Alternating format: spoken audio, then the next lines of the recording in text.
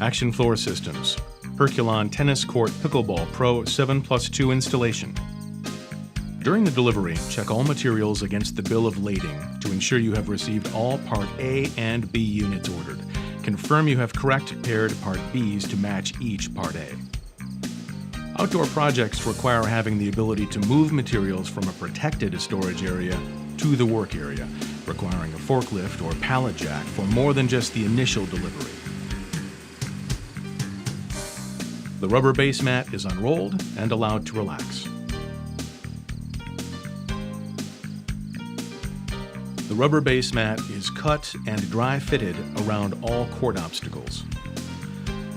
Adjustments are made so the rubber base mat fits tightly without gaps or overlapping. Set up your Part A and B mixing area over a tarp or plastic drop cloth. Open the estimated number of units that will be needed for the project minus 10%. It's easier to open the last units as needed versus attempting to reseal the units. It is important to have dedicated crews for product mixing and product application to avoid cross-contamination of unmixed components from the mixing area onto the court installation area. Herculan UN 700 adhesive. Pre-mix Part A until thoroughly mixed. Add Part B to Part A and mix for 3 minutes.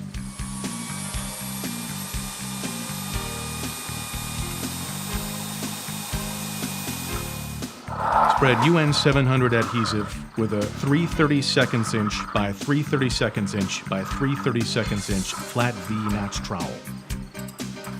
You have approximately 15 minutes of work time depending on environmental conditions to roll the mat into the adhesive. Make sure you have adequate staff troweling adhesive to cover the square footage of mat being laid.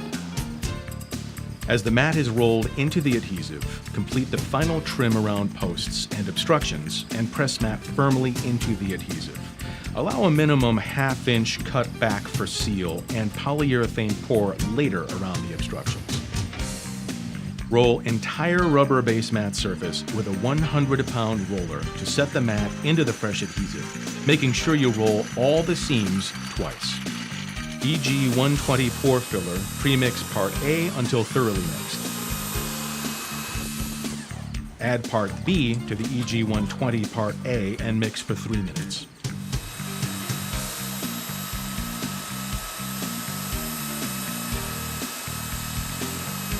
Pour a bead of EG 120 pour filler along the edge of the rubber base mat and spread with a flat trowel. Seal the edge of the mat with the EG 120. Continue sealing the remainder of the mat with a stand-up scraper. Second seal with EX 800 using a stand-up scraper. Seal the perimeter court edges with self-stick weather stripping and caulk, creating a dam to contain the 2mm EX 800 polyurethane pour layer. Pre-mix the EX 800 polyurethane Part A for 3 minutes to incorporate any solids that may have settled to the bottom of the bucket. When the Part A is homogenized, add the Part B and mix for additional 3 minutes. Strain through a screen into a pour bucket. This acts as a final mix and catches any debris. Never pour directly from the mixing bucket onto the surface. Start along the court's edge, pouring an even line of mixed EX 800 for the 2mm thick polyurethane wear layer. Spread the polyurethane with a Swedish knife set for 2mm. It is important to keep the Swedish knife at 90 degrees to the surface to maintain a 2mm pour thickness. Maintain a wet edge between the EX 800 poured and the material being applied, and continue to snowplow application across the entire surface. Buff the entire surface using a 120 grit screen. This allows for proper adhesion between the Court S polyurethane coating and the EX 800 polyurethane layer. Set up your mixing station with a dedicated crew for the Court S. Use a new, clean 40-gallon garbage can for the final mixing blending container for the Court S. Measure out the sand and water needed to mix using graduated measuring containers. hand sand area the buffer mist. Blow off debris from the screening process. Lay out courts if the court color is different for the apron color. Use a string line to guide your tape machine. Set your tape line so the color change occurs in the center of the court game lines. Lay a sheet of plastic at the end of your court to pull the court S off onto. Use a triple width of tape on the start and sides of the plastic to help you turn the squeegee and keep the color on the court. To protect from wind, tape all edges of the plastic to keep it from blowing over onto the finished surface. Court S premix Part A until thoroughly mixed. Add Part B and mix for 3 minutes. Pour the mixed Court S into the mixing can and add the water. Add the sand slowly to avoid clumping. Continue mixing until thoroughly blended. Use pouring buckets to avoid cross-contamination. Transfer the material to the courts.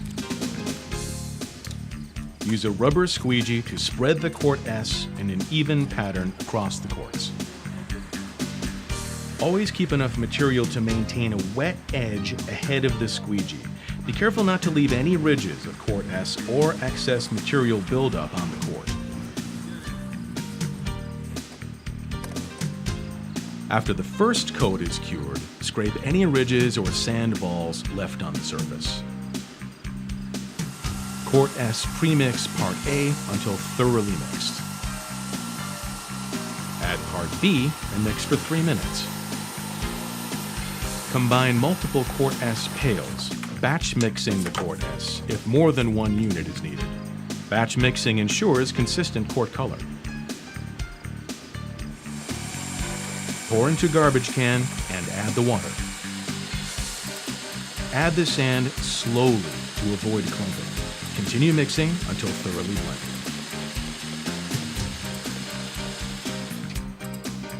Using the tape line as a guide, apply the Court S in one even pass to give the finished court uniform appearance.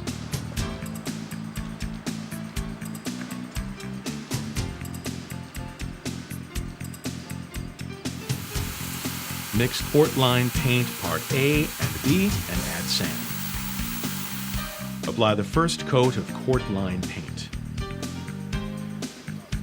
After you have finished the first coat of court line paint, you can start over and apply the second coat. Finished court.